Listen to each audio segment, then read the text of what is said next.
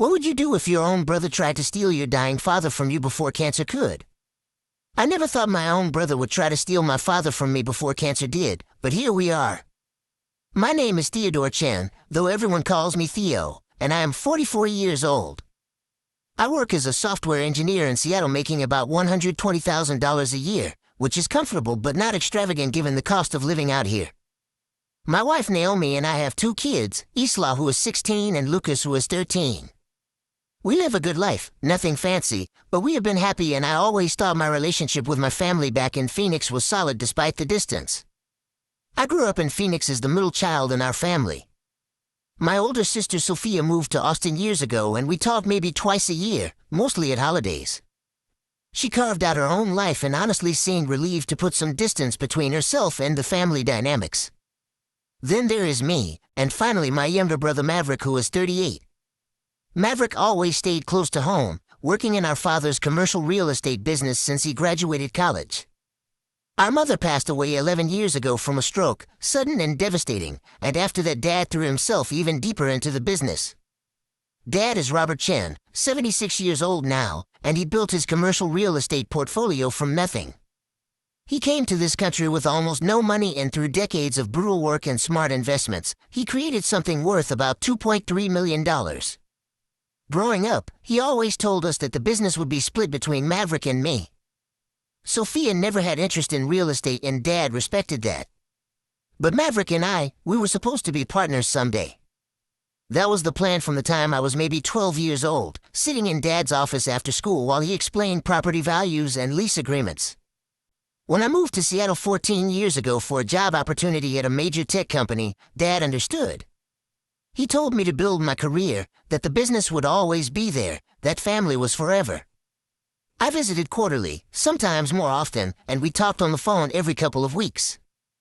Dad met my kids when they were born, came out for Isla's baptism, video called for Lucas's elementary school graduation. The distance was hard but manageable, or so I thought. About 8 months ago, I started noticing something was off. Dad's tone on our phone calls changed. He became shorter with me, almost irritable. When I would ask about the business, he would give clipped answers. When I mentioned coming to visit, he said he was too busy. I figured he was stressed, maybe dealing with difficult tenants or property issues. The real estate market had been unpredictable and I knew some of his commercial properties had higher vacancy rates than usual.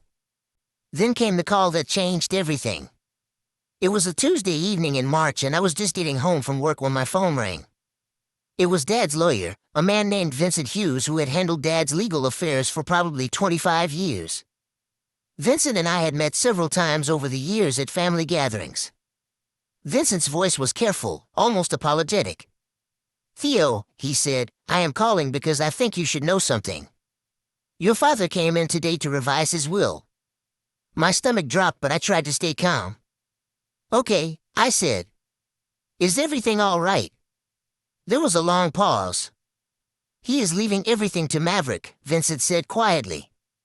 "The business, the properties, everything. You and Sophia are being written out completely." I actually laughed because it seemed so absurd. "That cannot be right," I said. "There has to be some mistake."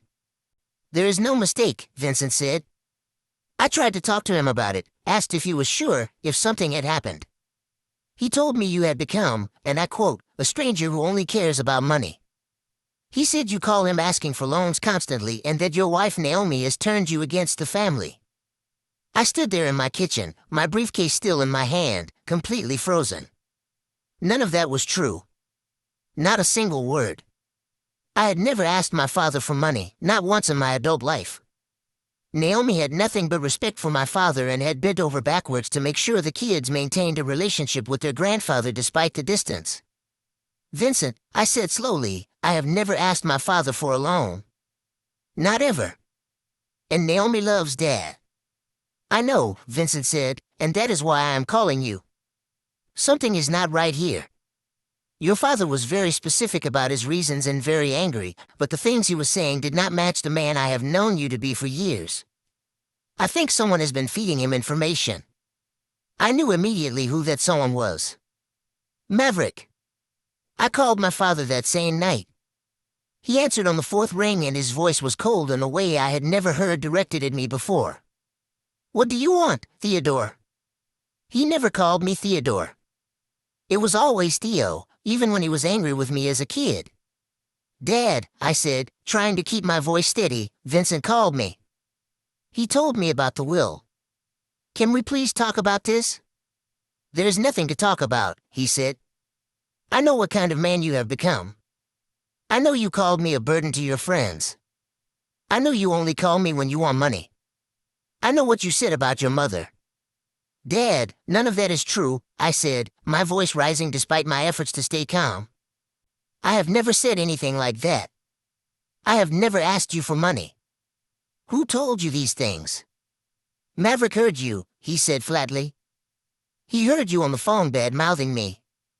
He showed me the bank statements where you tried to take out a loan against my business without my permission." "What bank statements?" I practically shouted. "Dad, that is impossible. I have never tried to do anything like that. I am done with this conversation," he said. "You made your choices. You moved away, you build your life, and clearly that life does not include respecting your father." He hung up. I stood there shaking, my phone still pressed to my ear even though the line was dead. Naomi came into the kitchen and took one look at my face and knew something terrible had happened. Over the next few days, I tried everything. I called Dad repeatedly, but he would not answer. I sent emails that went unreturned. I even called Maverick, who answered with a tone of false concern that made my skin crawl. "Hey Theo," he said. "How are things in Seattle?" "Cut it, Maverick," I said. "What did you tell Dad about me?" "I did not tell him anything that was not true," he said smoothly. "I just cannot hide what I see and hear anymore. You have changed, man. Dad needed to know." "I have changed," I repeated slowly. "What exactly have I changed into?" "Someone who does not care about family," he said. "Someone who sees Dad as a bank account. Look, I get it, Seattle is expensive and you need money, but Dad is not an ATM. He deserves respect." "I have never asked Dad for money," I said through gritted teeth. "That is not what the documents show," Maverick said. "Listen, I have to go. I have a meeting with a potential tenant. Take care of yourself." He hung up and I realized with sickening clarity that my brother had been planning this. The documents he mentioned, whatever they were, they had to be fake. But how could I prove that from 2,000 miles away? I told Naomi everything that night. We sat at our kitchen table until past midnight trying to figure out what to do. The kids were asleep upstairs and the house was quiet except for our voices going over the same impossible situation again and again. "You have to go there," Naomi finally said. "You have to see your father in person." "He would not even let me in the house," I said miserably. "Maverick has him completely convinced that I am some kind of monster." "Then we all go," Naomi said firmly. "We take the kids, we show up, and we make him listen. He cannot say no to seeing his grandchildren." She was right, but the thought of dragging Isla and Lucas into this mess made me feel sick. They adored their grandfather. Our quarterly visits were highlights for them. Isla especially had a special bond with Dad. She would spend hours listening to his stories about coming to America, about building his business, about her grandmother who she had never gotten to meet. "Wait," Naomi said suddenly, sitting up straighter. "Isla does those video calls with your dad." "She did," I said. Past tense. Dad stopped accepting her calls about 3 months ago. She was really hurt. But before that, Naomi said, her eyes widening, "Theo, she has been doing that project for school. The oral history project. She has been recording every call with your dad for the past year." I stared at my wife as the implications sank in. Isla had mentioned the project to me months ago. It was for her history class, something about preserving family stories. She had been so excited about it, had even showed me her phone with its collection of video files labeled with dates and brief descriptions. "If she recorded the calls," I said slowly, "and if Maverick was there during any of them, we need to look at those videos," Naomi finished. We went upstairs and gently woke Isla. She was groggy and confused until we explained what was happening. Her face went from sleepy to shocked to angry in about 30 seconds. "Uncle Maverick said those things about you?" she asked, her voice sharp. "Dad, that is insane. You have never done any of that." "I know, sweetheart," I said. "But Grandpa believes him. We need to see if you caught anything on your recordings that might help us understand what Maverick has been telling him." Isla grabbed her phone immediately and started scrolling through her videos. There were dozens of them, each labeled with dates and notes like Grandpa talks about his first business deal or Grandpa tells Mom's lasagna story. She had been meticulous about the project, treating it like the important historical document it was. We spent the next 3 hours going through videos. Most of them were just sweet conversations between Isla and her grandfather, him sharing memories while she asked thoughtful questions. But then we found them. The evidence we needed. The first useful video was from about 7 months ago.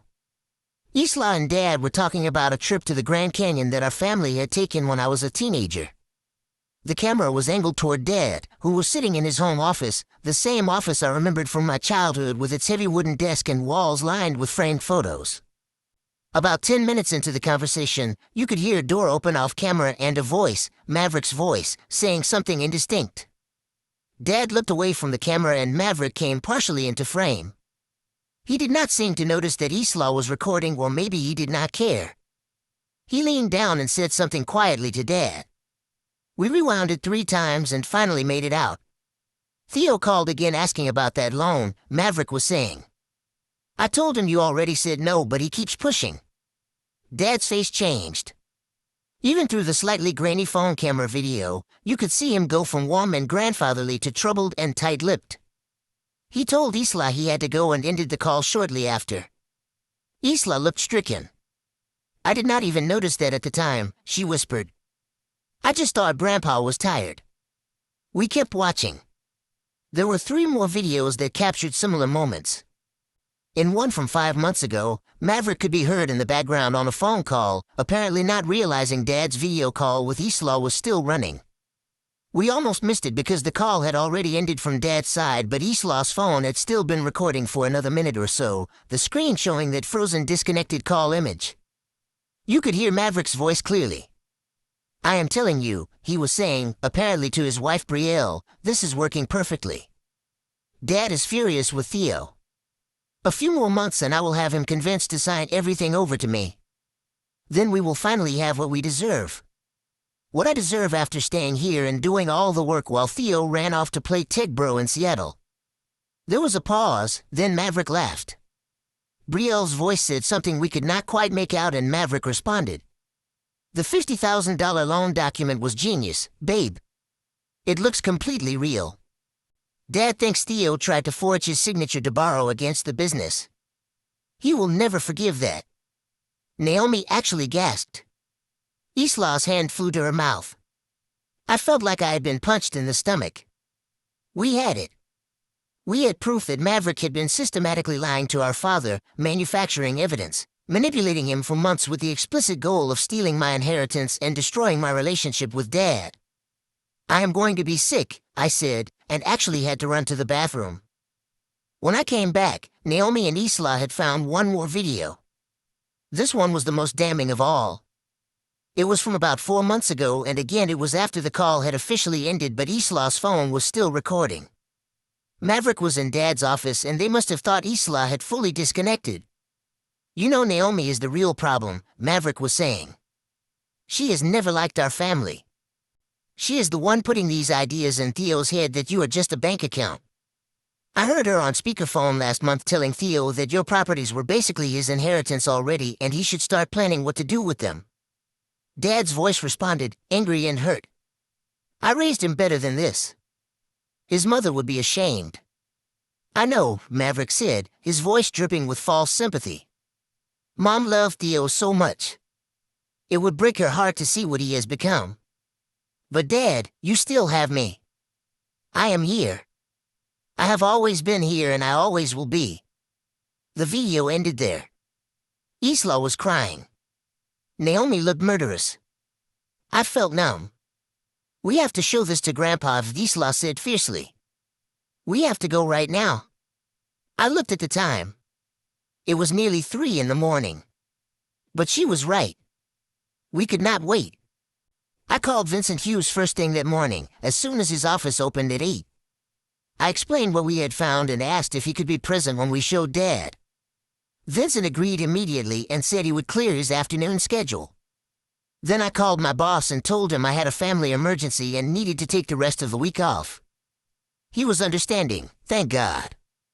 I had been with the company for 8 years and had never abused my leave time. We booked flights for that same evening, all 4 of us. Lucas was confused about why we were suddenly going to Phoenix, but he could tell it was serious and did not ask too many questions.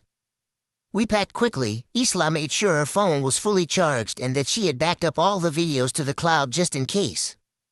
The flight felt endless. I kept replaying those videos in my mind, kept hearing Maverick's voice bragging about his manipulations. My younger brother, who I had grown up with, who I had defended against bullies in middle school, who had been in my wedding, was actively trying to destroy my life for money.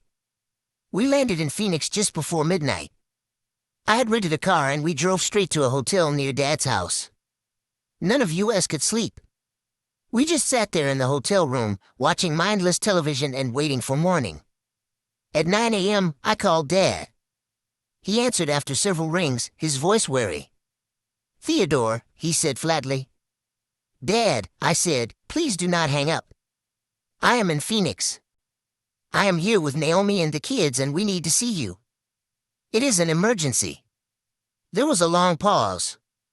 "What kind of emergency?" he finally asked. "A family emergency," I said. "Please. Just give me 1 hour.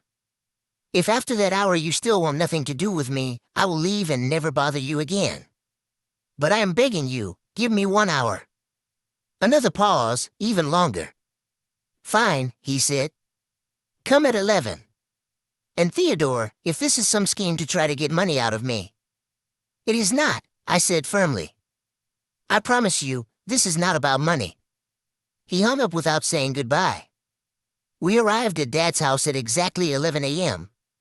It was the house I had grown up in, a nice but not ostentatious place in a good neighborhood. The yard was well maintained and I could see Dad's car in the driveway along with Maverick's truck.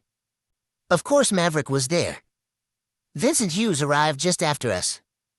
He was in his mid-60s with gray hair and sharp eyes, and he greeted me with a firm handshake and a look of grim determination. "Whatever happens in there," he said quietly, "I have your back. Your father is my client, but he is also my friend, and I do not like seeing him manipulated." We walked to the front door together. Naomi held my hand. Isla had her phone clutched in her other hand. Lucas stepped close to his mother, his eyes wide. I rang the doorbell. Maverick answered. He looked surprised to see all of us, and his eyes narrowed when he saw Vincent. But he recovered quickly and put on a smile that did not reach his eyes. "Theo," he said. "What a surprise. Dad did not mention you were bringing the whole family." "He invited me," I said evenly. "Are you going to let us in?" Maverick stepped aside and we filed into the house.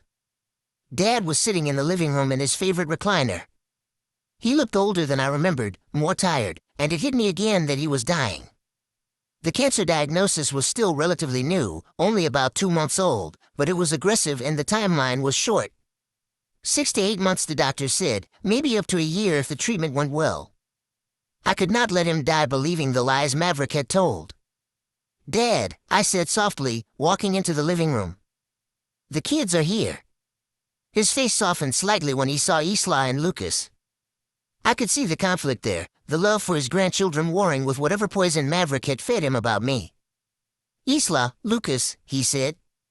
"It is good to see you." Isla went straight to him and hugged him. "Grandpa," she said, her voice muffled against his shoulder, "we need to show you something." We all sat down.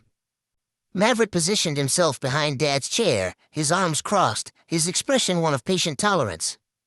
He thought he had already won. "Dad," I started, "I know what Maverick has told you about me. I know you believe I have asked you for money, that I have bad-mouthed you, that Naomi has poisoned me against the family. I know you think I tried to take out a loan against your business." "Robert," Maverick interjected, his voice smooth, "I do not think we need to rehash all of this. It is just going to upset you." Dad held up a hand. "Let him speak," he said. "Thank you," I said. "Dad, none of it is true. Not one word. I have never asked you for money. I have never said a bad word about you to anyone. Naomi loves and respects you. And I certainly never tried to forge any loan documents." "Then how do you explain the evidence Maverick showed me?" Dad said, his voice hard. "I saw the documents. I heard the phone conversations." "The documents are fake," I said flatly. "And the phone conversations never happened." "That is ridiculous," Maverick said, his voice rising slightly. "Dad, I would not lie to you." Isla stood up. She was shaking, but her voice was strong. "Yes, you would," she said, looking directly at her uncle. "You have been lying to him for months." She pulled out her phone and looked at me. I nodded. "Grandpa," she said, turning to Dad, "do you remember those video calls we did for my school project? The oral history project?" Dad's face softened. "Of course," he said. "You were recording my stories." "Yes," Isla said. "And I recorded every single call for the last year. Including the parts you did not know were recording. Including the parts where Uncle Maverick said things when he thought the call was over." Maverick's face went white. "Wait," he started to say. Isla did not wait. She played the first video, the one where Maverick told Dad that I was calling about a loan again. Then she played the second one, where Maverick mentioned the forged documents. Then she played the final devastating video where Maverick bragged to his wife about his manipulation scheme. The room was silent except for the voices on the phone. Dad's face went through a series of changes: confusion, disbelief, horror, rage. Maverick stood frozen, his mouth opening and closing but no words coming out. When the last video ended, Dad looked at Maverick with an expression I had never seen him direct at any of his children. "Get out," he said, his voice shaking. "Get out of my house." "Dad," Maverick started, "I can explain." "Get out," Dad roared, and suddenly he did not look so old or sick anymore. He looked like the man who had built a business from nothing, the man who had survived and thrived in a country that had not always welcomed him. "Get out before I call the police and have you arrested for fraud." Maverick looked around the room, at me, at Vincent, at Naomi and the kids. He was trapped and he knew it. He tried one last time. "Dad, you do not understand," he said. "I did this for us. For the family. Theo abandoned us and I have been here doing all the work and—" "I said get out," Dad repeated, standing up from his chair. "Now." Maverick left. We heard the front door slam and his truck start up and pull out of the driveway. Dad sat back down heavily. He looked at me and there were tears in his eyes. "Theodore," he said, his voice breaking. "My God. What has he done? What have I done?" I went to him and knelt beside his chair. "It is okay, Dad," I said, my own voice unsteady. "It is going to be okay." "I believed him," Dad said, the tears spilling over now. "I believed those lies. I thought you had turned your back on the family.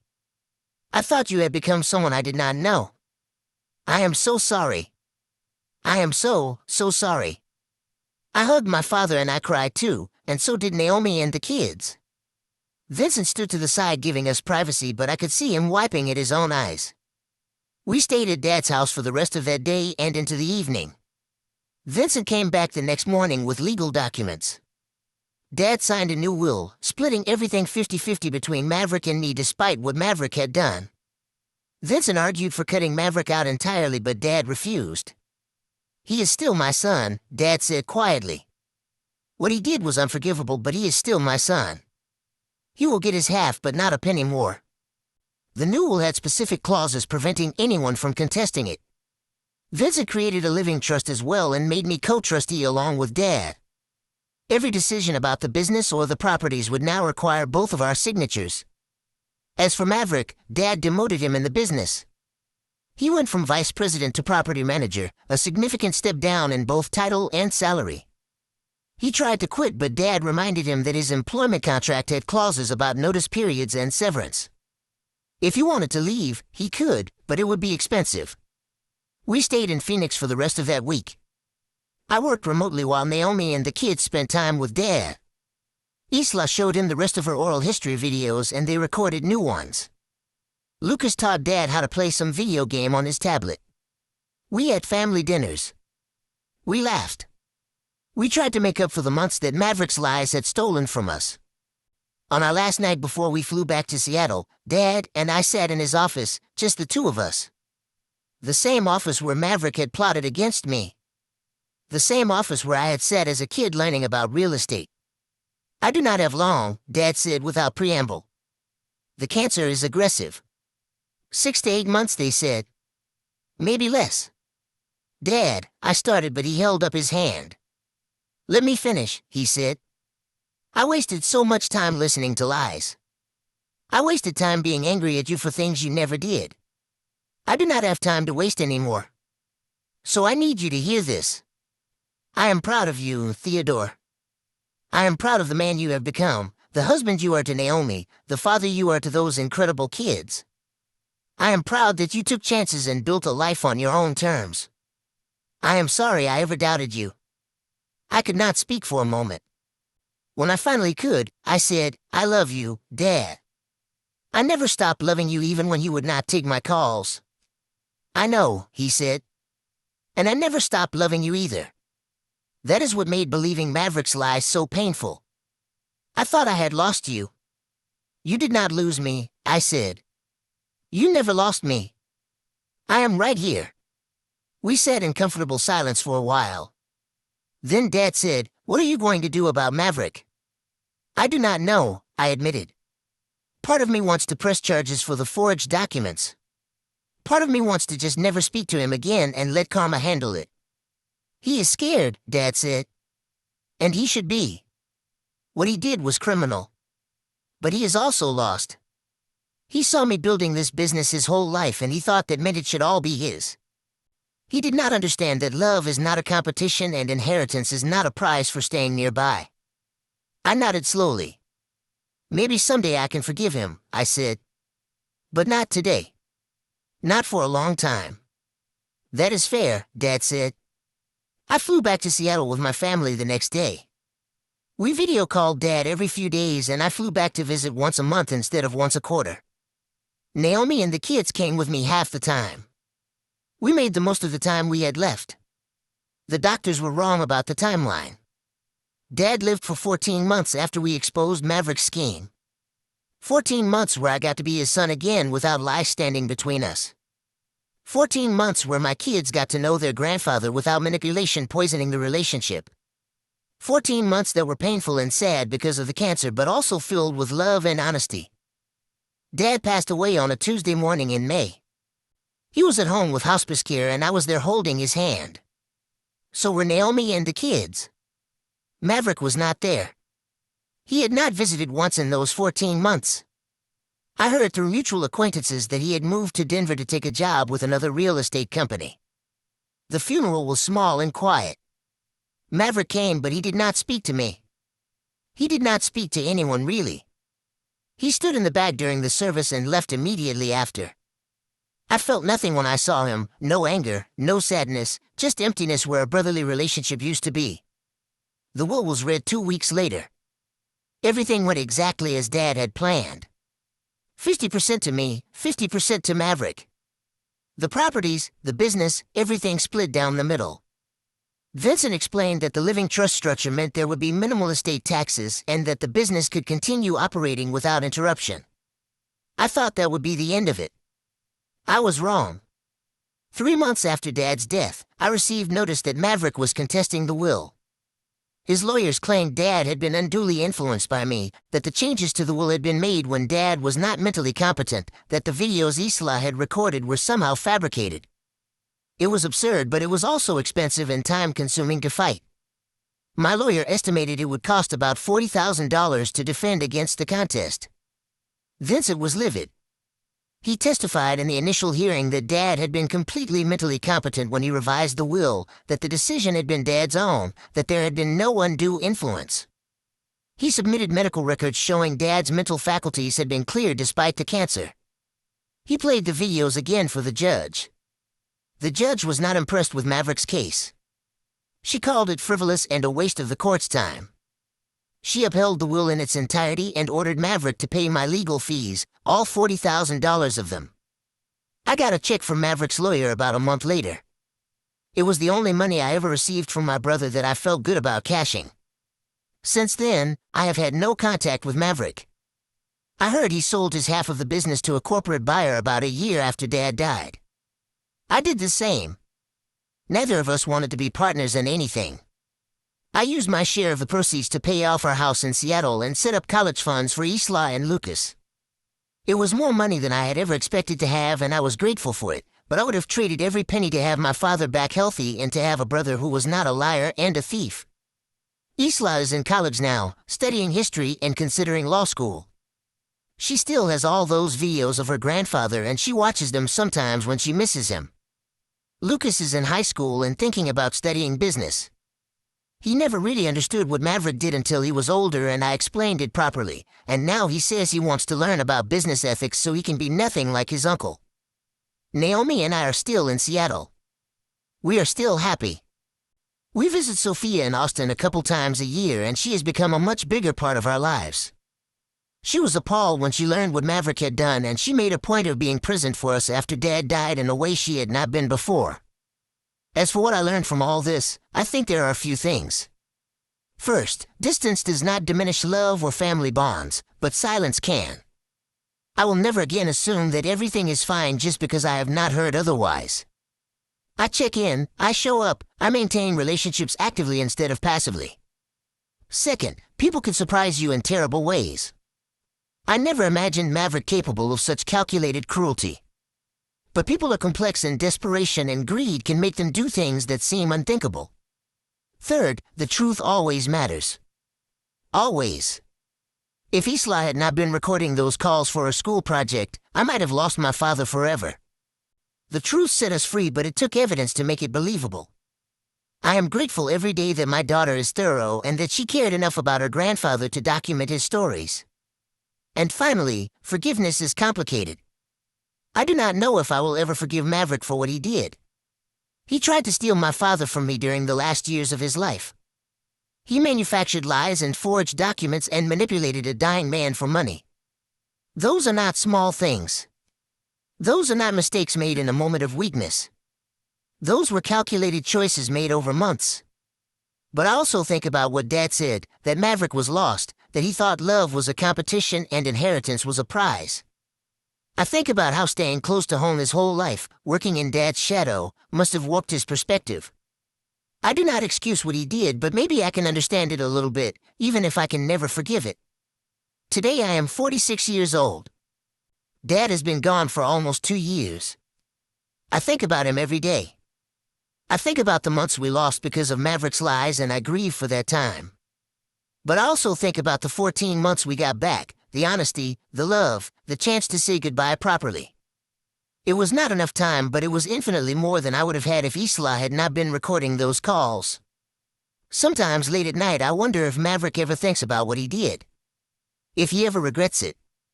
If he lies awake replaying those videos in his mind and feeling shame. But mostly I do not think about him at all. He made his choices and they cost him his family. That is consequence enough. I have my wife, my kids, my memories of my father, and the knowledge that when it mattered most, the truth won. That has to be enough. And most days, it is.